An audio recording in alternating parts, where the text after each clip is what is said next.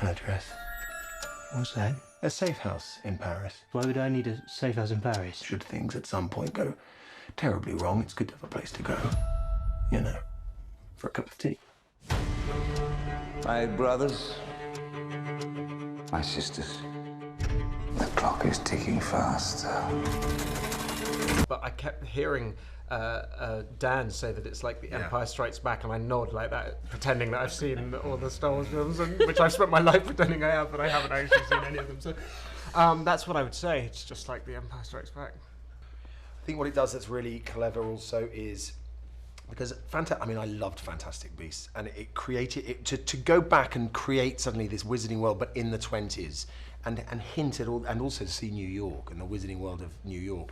But this suddenly starts to just put out these feelers also for the Harry Potter world, the world that we know in the future. So these I play someone who obviously appears in that, and there are slightly more familiar places, and then other characters whose names will be familiar, and so in that way I think it's really smart. It just sort of fits, it's another piece that fits into the bigger picture, and as you rightly said, it also offers up all these possibilities which we know are coming in 3, 4, 5.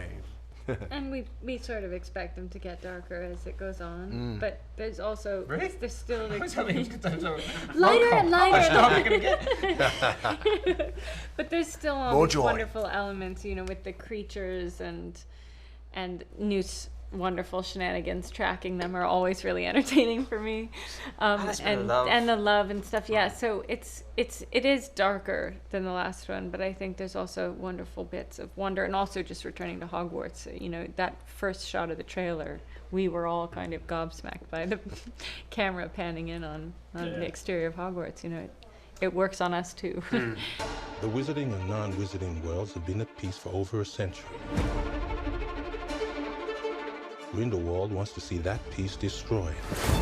I've known Jude for many years, and I was so excited when he said yes to this, because it was like he has all these extraordinary qualities, and he's in the room, so it's like embarrassing, but of being a formidable actor with great gravitas and weight, and yet at the same time has this kind of playful quality.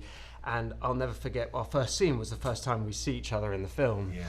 And I just saw his back, basically, and the way he turned around, I was just like, it was instant. It was like in one look you'd managed to inhabit that. I was like, I hadn't had any expectations of what Dumbledore, but somehow it was solidified in one look, which was wonderful.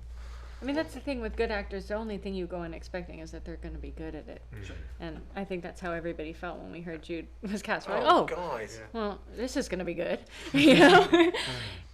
As a woman, but like post Me Too movement, you know, she's written a lot into Tina, you know, of being kind of invisible in a man's world and fighting up against that, and to be playing a role at that moment that was created and invented by one of the most passionate feminists, most you know, determined women, you know, pursuing equality with all of her work, her charity work, and everything was a great comfort in that time when every headline daily was about inequality and abuses, particularly to women. And in relation to masculinity as well, one of the things I think is interesting is that the hero that she's put in the middle of her films, in these films, in Newt, is not, you know, is sort of, I suppose, He's not an obvious well, hero. he's the antithesis of a toxic masculinity, isn't he? That's He's right. like he has empathy, he has kindness, he is sensitive, he's sort of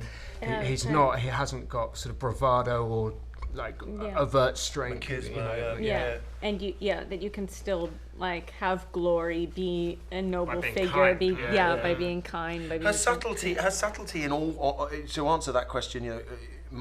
Every layer, her subtlety at handling all of those issues is amazing too. She doesn't do anything clumsily, so it sort of hits you afterwards, I think, because you're still washed away in the wizarding world, and you come out, but you're thinking and feeling all of these thoughts.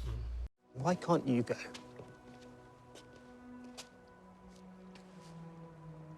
I cannot move against Grindelwald. It has to be you. Well, I can't blame you.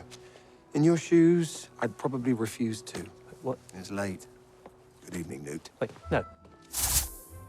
Oh, come on.